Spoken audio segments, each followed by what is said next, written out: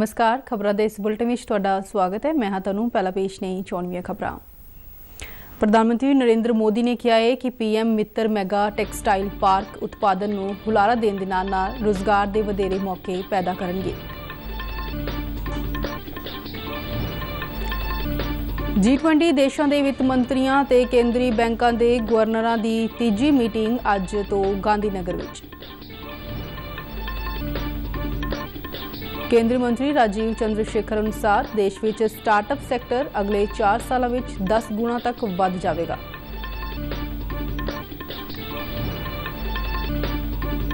पंजाब कांग्रेस के उगे आगू और बटाला तो 3 बार विधायक रहे अश्विनी सेखड़ी भाजपा में शामिल।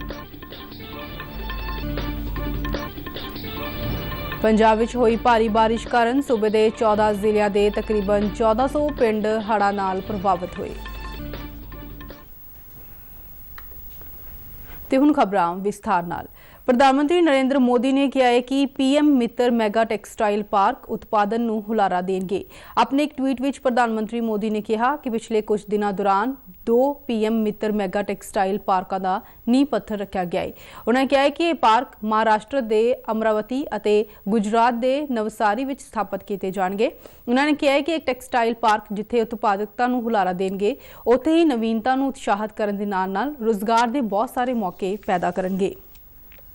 भारत के G20 प्रधानगी के एक हिस्से वजों G20 देशों के वित्त मंत्रियों और केंद्रीय बैंकों के गवर्नरां की तीजी मीटिंग अज गांधीनगर विच शुरू होवेगी। केंद्रीय वित्त और कारपोरेट मामलों बारे मंत्री निर्मला सीतारमण और भारतीय रिजर्व बैंक के गवर्नर डॉक्टर शक्तिकांत दास सांझे तौर पर इस मीटिंग की प्रधानगी करेंगे। 2 दिनों तक चलने वाली इस मीटिंग में आलमी आर्थिकता, आलमी सेहत संभाल, टिकाऊ वित्त और बुनियादी ढांचे, अंतरराष्ट्रीय वित्तीय आर्कीटैक्चर, अंतरराष्ट्रीय टैक्स प्रणाली और वित्तीय समावेश वर्गे विषयों ते 5 विचार वटांदरा इजलास आयोजित किए जाएंगे। इस मीटिंग में G20 देशों के वित्त मंत्रियों, केंद्रीय बैंकों के गवर्नरां और अंतरराष्ट्रीय संगठनों के मुखियां समेत तकरीबन 500 डेलीगेट हिस्सा ले रहे हैं। केंद्रीय इलैक्ट्रॉनिक्स और सूचना तकनोलॉजी राज्य मंत्री राजीव चंद्रशेखर ने कहा है कि देश में स्टार्टअप सैक्टर आने वाले 4 तो 5 सालों में 10 गुणा तक बढ़ जाएगा। हैदराबाद में 6वें स्थापना दिवस और निवेशक स्टार्टअप सम्मेलन को संबोधन करदे उन्होंने यूनीकोड और स्टार्टअप बनाने में देश की शानदार प्रगति की शलाघा की। इस मौके उन्होंने उद्योगिक इकाइयों के आगुओं और चाहवान नौजवान उद्यमियों नाल गलबात भी की। उन्होंने दस्सिया कि साल 2014 में भारत का तकनीकी खेतर सूचना तकनोलॉजी और इस दियां सहायक सेवावां तक ही सीमित सी। उन्होंने कहा कि हुण आर्टिफिशियल इंटैलीजेंस, डाटा अर्थव्यवस्था, सैमीकंडक्टर डिजाइन, माइक्रो इलैक्ट्रॉनिक्स और उच्च प्रदर्शन कंप्यूटिंग विच वड्डे मौके उभर के सामने आए हैं। उन्होंने कहा कि अगले 4-5 सालों में भारत के 108 यूनीकोड वध के 10,000 तक पहुंच जाएंगे। उन्होंने कहा कि भारत में अज 1 लाख तो वध स्टार्टअप ने और इन्हां दी गिनती भी आउंदे 4-5 सालों में 10 गुणा तक वध जाएगी। केंद्र सरकार के माल विभाग के सकत्तर संजय मल्होत्रा ने कहा है कि वित्त मंत्रालय आमदन कर रिटर्न दाखिल करने की आखिरी 31 जुलाई की तारीख को अगे बढ़ाने के कोई विचार नहीं कर रहा।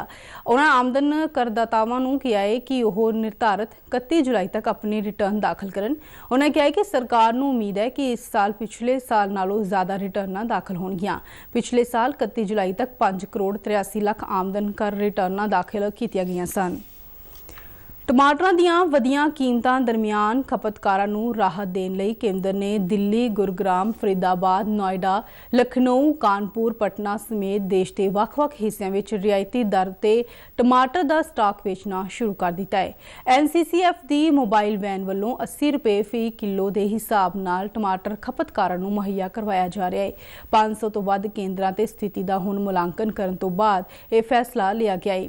इस नूं कौमी कोआपरेटिव खपतकार फेडरेशन यानी कि NCCF ਅਤੇ कौमी खेतीबाड़ी कोआपरेटिव मंडीकरण फेडरेशन राही रियायती दरां ते बेचा जा रहा है।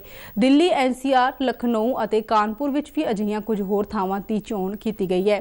खपतकार मामले के मंत्रालय ने कहा है कि बीजन और वाढी के मौसम का चक्कर, खेतरां विच भिन्नता, टमाटरां की कीमत ते मौसम की मार मुख्य तौर पर जिम्मेवार है। उन्होंने कहा कि मौसम की मार तो इलावा आरजी तौर पर सप्लाई चेन विच अड़िका और मौसम की खराब स्थिति और होरनां कारणों करके ਕਰਕੇ ਵੀ ਫਸਲਾਂ ਦਾ ਹੋਣ ਵਾਲਾ ਨੁਕਸਾਨ ਆਮ ਤੌਰ ਤੇ ਕੀਮਤਾਂ ਲਈ ਅਚਾਨਕ ਵਾਧੇ ਲਈ ਜ਼ਿੰਮੇਵਾਰ ਹੁੰਦਾ ਹੈ। ਖਪਤਕਾਰ ਨੂੰ ਰਾਹਤ ਦੇਣ ਲਈ ਸਰਕਾਰ ਦੀ ਵਚਨਬੱਧਤਾ ਨੂੰ ਧਿਆਨ ਵਿੱਚ ਰੱਖਦਿਆਂ ਸਰਕਾਰ ਦੀ ਦਖਲਅੰਦਾਜ਼ੀ ਤੋਂ ਬਾਅਦ ਟਮਾਟਰ ਦੀਆਂ ਥੋਕ ਕੀਮਤਾਂ ਵਿੱਚ ਕਮੀ ਆਈ ਹੈ। ਆਉਣ ਵਾਲੇ ਦਿਨਾਂ ਵਿੱਚ ਇਸ ਨੂੰ ਦੇਸ਼ ਭਰ ਦੇ ਹੋਰਨਾਂ ਸੂਬਿਆਂ ਵਿੱਚ ਵੀ ਅਮਲ ਵਿੱਚ ਲਿਆਂਦਾ ਜਾਵੇਗਾ। ਪੰਜਾਬ ਕਾਂਗਰਸ ਨੂੰ ਕੱਲ ਉਸ ਵੇਲੇ ਵੱਡਾ ਝਟਕਾ ਲੱਗਾ ਜਦੋਂ ਗੁਰਦਾਸਪੁਰ ਜ਼ਿਲ੍ਹੇ ਦੇ ਬਟਾਲਾ ਵਿਧਾਨ ਸਭਾ ਹਲਕੇ ਤੋਂ ਕਾਂਗਰਸ ਦੇ 3 ਵਾਰ ਵਿਧਾਇਕ ਰਹੇ ਅਸ਼ਵਨੀ ਸੇਖੜੀ ਪਾਰਟੀ ਨੂੰ ਛੱਡ ਕੇ ਭਾਰਤੀ ਜਨਤਾ ਪਾਰਟੀ ਵਿੱਚ ਸ਼ਾਮਲ ਹੋ ਗਏ।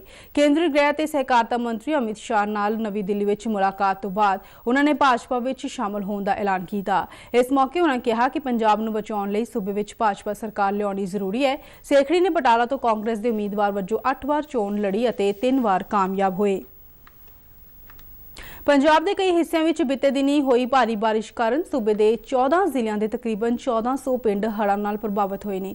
ਪੰਜਾਬ ਸਰਕਾਰ ਨੇ ਭਾਵੇਂ ਕਈ ਮੰਤਰੀਆਂ ਨੂੰ ਹੜ੍ਹ ਪ੍ਰਭਾਵਿਤ ਜ਼ਿਲ੍ਹਿਆਂ ਵਿੱਚ ਰਾਹਤ ਕੰਮਾਂ ਦੀ ਨਿਗਰਾਨੀ ਲਈ ਭੇਜਿਆ ਹੋਇਆ ਹੈ, ਪਰ ਸੂਬੇ ਦੇ ਕਈ ਦਰਿਆਵਾਂ ਵਿੱਚ ਪਾਣੀ ਦਾ ਵਹਾਅ ਤੇਜ਼ ਹੋਣ ਕਾਰਨ ਹੁਣ ਤੱਕ ਹਜ਼ਾਰਾਂ ਏਕੜ ਫਸਲਾਂ ਤਬਾਹ ਹੋ ਗਈਆਂ ਨੇ ਅਤੇ ਕਈ ਪਿੰਡਾਂ ਦਾ ਸੜਕੀ ਸੰਪਰਕ ਟੁੱਟ ਗਿਆ ਹੈ। ਭਾਖੜਾ ਬਿਆਸ ਪ੍ਰਬੰਧਕੀ ਬੋਰਡ ਦਾ ਇਹਤਿਆਤ ਵਜੋਂ ਪੌਂਗ ਡੈਮ ਦੇ ਫਲੱਡ ਗੇਟਾਂ ਤੋਂ 22,300 ਕਿਊਸਕ ਪਾਣੀ ਛੱਡੇ ਜਾਣ ਦਾ ਪ੍ਰੋਗਰਾਮ ਹੈ।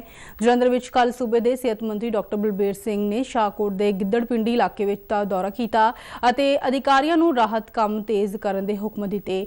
ਉਹਨਾਂ ਸਿਹਤ ਮਹਿਕਮੇ ਦੇ ਅਧਿਕਾਰੀਆਂ ਨੂੰ ਵੀ ਕਿਹਾ ਹੈ ਕਿ ਉਹ ਹੜ੍ਹਾਂ ਨਾਲ ਪ੍ਰਭਾਵਿਤ ਖੇਤਰਾਂ ਦਾ ਦੌਰਾ ਕਰਨ ਅਤੇ ਘਰ ਘਰ ਜਾ ਕੇ ਲੋਕਾਂ ਦੀ ਜਾਂਚ ਕਰਨ ਤੇ ਉਹਨਾਂ ਨੂੰ ਜ਼ਰੂਰੀ ਦਵਾਈਆਂ ਉਪਲਬਧ ਕਰਾਉਣ। ਭਾਰਤ ਵਿੱਚ ਸੌਣ ਮਹੀਨੇ ਦਾ ਵਧੇਰੇ ਮਹੱਤਵ ਹੈ। ਇਸ ਮਹੀਨੇ ਦੌਰਾਨ ਹੋਣ ਵਾਲੀ ਮੌਨਸੂਨ ਦੀ ਬਾਰਿਸ਼ ਨਾਲ ਹਰ ਪਾਸੇ ਹਰਿਆਲੀ ਅਤੇ ਖੁਸ਼ਹਾਲੀ ਹੁੰਦੀ ਹੈ।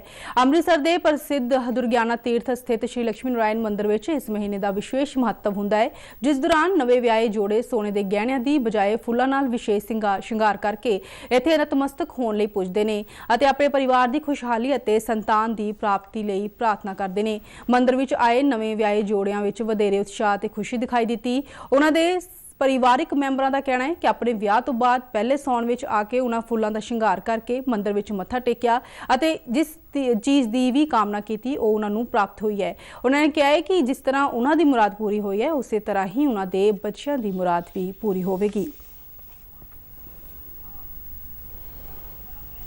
ਸੌਣ ਦੇ ਮਹੀਨੇ ਵਿੱਚ ਐਂਡ ਪ੍ਰੇਅਰਸ ਕੀਤੀਆਂ ਫੈਮਿਲੀ ਵਾਸਤੇ, ਇਹਨਾਂ ਦੀ ਲੰਬੀ ਉਮਰ ਵਾਸਤੇ, ਪੂਰੀ ਫੈਮਿਲੀ ਵਾਸਤੇ कि राजी खुशी रहन।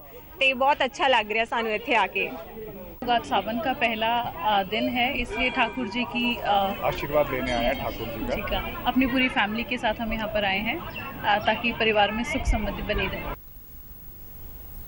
ਭਾਰਤ ਦੇ ਨਿਸ਼ਾਨੇਬਾਜ਼ ਪ੍ਰਿਥਵੀਰਾਜ ਟੋਂਡੇਮੈਨ ਨੇ ISSF ਸ਼ਾਨਗਨ ਵਿਸ਼ਵ ਕੱਪ ਲੋਨੈਟੋ 2023 ਦੇ ਮਰਦਾਂ ਦੇ ਇੱਕ ਮੁਕਾਬਲੇ ਵਿੱਚ ਕਾਂਸੇ ਦਾ ਤਮਗਾ ਹਾਸਲ ਕੀਤਾ ਹੈ। ਇਸ ਮੁਕਾਬਲੇ ਚੈਂਪੀਅਨਸ਼ਿਪ ਵਿੱਚ ਭਾਰਤ ਨੇ ਸਿਰਫ ਇੱਕ ਹੀ ਤਮਗਾ ਹਾਸਲ ਹੋਇਆ ਹੈ। ਟੋਂਡੇਮੈਨ ਦਾ ISSF ਇਹ ਦੂਜਾ ਵਿਅਕਤੀਗਤ ਤਮਗਾ ਹੈ। ਇਸ ਤੋਂ ਪਹਿਲਾਂ ਉਸਨੇ ਇਸੇ ਸਾਲ ਮਾਰਚ ਵਿੱਚ ਕਾਂਸੇ ਦਾ ਤਮਗਾ ਜਿੱਤਿਆ ਸੀ। ਭਾਰਤੀ ਮੌਸਮ ਵਿਭਾਗ ਨੇ ਅਗਲੇ 2 ਦਿਨਾਂ ਤੱਕ ਉੱਤਰਾਖੰਡ ਅਤੇ ਹਿਮਾਚਲ ਪ੍ਰਦੇਸ਼ ਵਿੱਚ ਆਉਂਦੇ ਕੁਝ ਦਿਨਾਂ ਦੌਰਾਨ ਜ਼ਿਆਦਾ ਤੋਂ ਬਹੁਤ ਜ਼ਿਆਦਾ ਬਾਰਿਸ਼ ਹੋਣ ਦੀ ਸੰਭਾਵਨਾ ਜਤਾਈ ਹੈ। ਵਿਭਾਗ ਨੇ ਉੱਤਰਾਖੰਡ, ਹਿਮਾਚਲ ਪ੍ਰਦੇਸ਼, ਓਡੀਸ਼ਾ ਅਤੇ ਮੱਧ ਪ੍ਰਦੇਸ਼ ਲਈ ਔਰੇਂਜ ਅਲਰਟ ਵੀ ਜਾਰੀ ਕੀਤਾ ਹੈ ਅਤੇ ਕਿਹਾ ਹੈ ਕਿ ਹਿਮਾਚਲ ਪ੍ਰਦੇਸ਼ ਦੇ ਚੰਬਾ, ਕਾਂਗੜਾ, ਸਿਰਮੌਰ, ਸ਼ਿਮਲਾ ਅਤੇ ਕੁੱਲੂ ਜ਼ਿਲ੍ਹਿਆਂ ਵਿੱਚ ਅੱਜ ਦਰਮਿਆਨੀ ਬਾਰਿਸ਼ ਹੋ ਸਕਦੀ ਹੈ, ਜਿਸ ਨਾਲ ਤਾਜ਼ਾ ਹੜ੍ਹ ਆਉਣ ਦਾ ਖਤਰਾ ਬਣ ਸਕਦਾ ਹੈ। ਵਿਭਾਗ ਨੇ ਅਗਲੇ 5 ਦਿਨਾਂ ਦੌਰਾਨ ਹਿਮਾਚਲ ਪ੍ਰਦੇਸ਼ ਦੇ ਵੱਖ-ਵੱਖ ਖੇਤਰਾਂ ਵਿੱਚ ਜ਼ਿਆਦਾ ਤੋਂ ਬਹੁਤ ਜ਼ਿਆਦਾ ਬਾਰਿਸ਼ ਰਹਿਣ ਦੀ ਸੰਭਾਵਨਾ ਜਤਾਈ ਹੈ। ਇਧਰ ਪੰਜਾਬ ਵਿੱਚ ਪਿਛਲੇ ਕੁਝ ਦਿਨਾਂ ਤੋਂ ਹੋ ਰਹੀ ਰੁਕ-ਰੁਕ ਕੇ ਬਾਰਿਸ਼ ਨਾਲ ਮੌਸਮ ਵਿੱਚ ਤਬਦੀਲੀ ਆਈ ਹੈ, ਪਰ ਹੁਮਸ ਵੱਧ ਗਈ ਹੈ। ਬੀਤੇ ਦਿਨ ਜਲੰਧਰ ਸਮੇਤ ਪੰਜਾਬ ਦੇ ਕਈ ਹਿੱਸਿਆਂ ਵਿੱਚ ਹਨੇਰੀ ਝੱਖੜ ਝੁੱਲਣ ਨਾਲ ਬਿਜਲੀ ਅਤੇ ਪਾਣੀ ਦੀ ਸਪਲਾਈ ਪ੍ਰਭਾਵਿਤ ਹੋਈ। ਅੰਮ੍ਰਿਤਸਰ ਅਤੇ ਬਠਿੰਡਾ ਵਿੱਚ ਵੱਧ ਤੋਂ ਵੱਧ ਤਾਪਮਾਨ ਵਿੱਚ 35 ਡਿਗਰੀ ਅਤੇ ਜਲੰਧਰ ਤੇ ਲੁਧਿਆਣਾ ਵਿੱਚ 34 ਡਿਗਰੀ ਸੈਲਸੀਅਸ ਦਰਜ ਕੀਤਾ ਗਿਆ ਹੈ। ਇਸ ਦੇ ਨਾਲ ਹੀ ਖਬਰਾਂ ਦਾ ਬੁਲੇਟਿਨ ਖਤਮ ਹੁੰਦਾ ਹੈ। ਇਜਾਜ਼ਤ ਦਿਓ, ਨਮਸਕਾਰ।